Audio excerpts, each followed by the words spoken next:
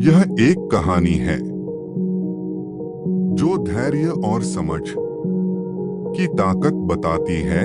एक नदी के किनारे बसे छोटे से शहर में कबीर नाम का युवक रहता था। उसे लोगों की भीड़ पसंद नहीं थी। वह ज्यादातर समय अकेले नदी को देखता रहता और सोचता कि पानी कभी रुकता क्यों नहीं। कबीर को लगता था कि जैसे नदी हर चीज को अपने बहाव में बदल देती है, वैसे ही जीवन में भी मुश्किलें आती रहती हैं।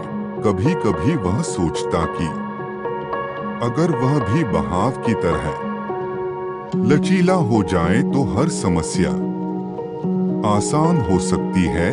लोग उसे अजीब कहते क्योंकि वह कम बोलता था, पर कबीर जानता था कि खामोशी भी बहुत कुछ कहती है।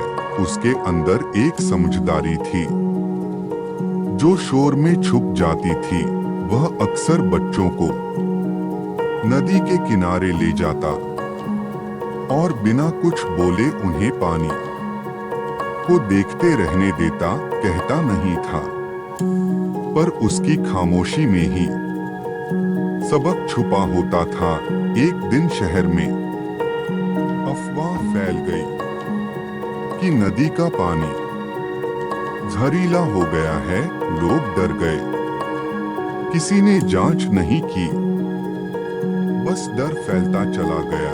दुकानें बंद होने लगी, बच्चे घरों में रह गए और लोग शहर छोड़ने की तैयारी करने लगे। कई ने कहा, अब हमें नई जगह ढूंढनी होगी, लेकिन कबीर ने कहा, डर से भागो मत, पहले समझो। कबीर ने नदी को फिर से देखा।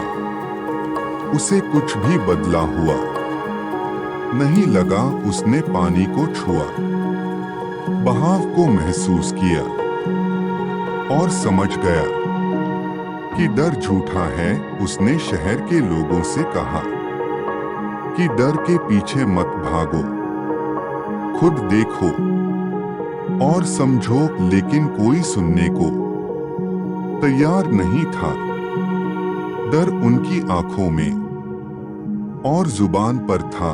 तभी कबीर ने खुद पानी पीकर दिखाया। लोग हैरान रह गए। डर धीरे धीरे खत्म होने लगा। कबीर ने सबको सिखाया कि सत्य कभी डरता नहीं और जो समझता है वही आगे बढ़ता है। कुछ ही दिनों में सच सामने आ गया। नदी बिल्कुल साफ थी, अफवाह बेबुनियाद थी। लोगों को अपनी गलती का एहसास हुआ। अब सब कबीर की बातें ध्यान से सुनने लगे। कबीर फिर से नदी किनारे बैठ गया। उसके चेहरे पर कोई गर्व नहीं था, बस एक सुकून था। और नदी के बहाव में एक नई कहानी की तलाश थी। कबीर ने सोचा, जीवन में सबसे बड़ी ताकत डर को मात देने में है और समझदारी से हर मुश्किल आसान हो सकती है।